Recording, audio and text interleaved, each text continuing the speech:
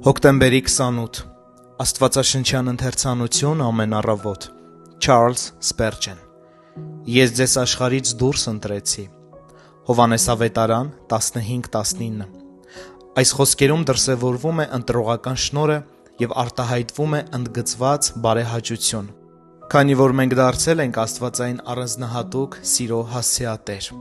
Ընկերս, ուրախացիր, որ ընտրության մասին այս ուսմունքը վերաբերվում է քեզ։ Սիրելիս, երբ դու ճնշված և ընկճված ես, այն քեզ համար հրաշալի խթան կլինի։ Դրանք, ովքեր կասկածում կամ պարզապես նշանակություն չեն տալիս շնորհքի ուսմունքին, նրանք չեն կարող ճաշակել հարստագույն ողկույզները։ Նրանք իրենց զրկում են ամենամաքուր գինիներով և նրբահամ կերակուրներով սեղանից։ Ողջ գաղադում չկա մի բալասան, որ համեմատելի լինի նրա հետ։ Անտռային մեղրը պայծառեցրեց Հովնաթանի աչքերը, և այդ նույն մեղրը կպայծառեցնի քո սիրտը Աստծո թագավորության խորհուրդները սիրելու և ճանաչելու համար։ Կեր, որքան ցանկանում ես, չվախենալով գերհագեցումից։ Կեր այդ կերակուրը, առանց վախենալու, որ այն կարող է թեթև սննդակարգ լինել։ Թագավորական սեղանի կերակուրը չի վնասի իր ծառաներից ոչ մեկին։ Աճիր ճանաչողության մեջ, առավելապես ըմբռնելով Աստծո հավիտենական անթառամ ընտրողական սերը։ Հասնելով ընտրության բարձրունքին, նայիր նաև հարևան բարձրունքին՝ շնորհքի ուխտը։ Ուխտի խոստումները անմատչելի ժայռեր են, որոնք հուսալիորեն թաքցնում են մեզ թշնամիներից։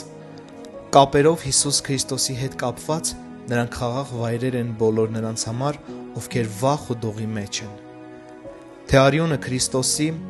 և թե ուխտը հոր ջրերի մեջ հաստատում են ինձ, և չկա գեթ մեկ երկրային հենարան, նրանց մեջ է ամբողջ ուժը իմ միայն։ Եթե Տերը ձեռնամուխ է եղել ինձ փառքի մեջ մտցնելու, եթե Հայրը խոստացել է, որ ինձ որդուն է տալու, որպես անչափելի պարգևատրման մասնիկ նրա հոգու սխրանքի համար, ապա իմ թանկագին ընկեր, քանի Աստված չի խախտել իր հավատարմությունը, քանի Հիսուսը չի դադարել ճշմարտություն լինել, դու ապահով ես։ Երբ Դավիթը պարում էր տապանակի առաջ, նա մեղքողին բացատրեց, որ ընտրության ուրախությունն էր դրա պատճառը։ Կարող եք ընթերցել Երկրորդ Թագավորաց 6:21։ Արի թանկագին հոգի, ուրախացիր ու ցնծա շնորհքի Աստծո առաջ։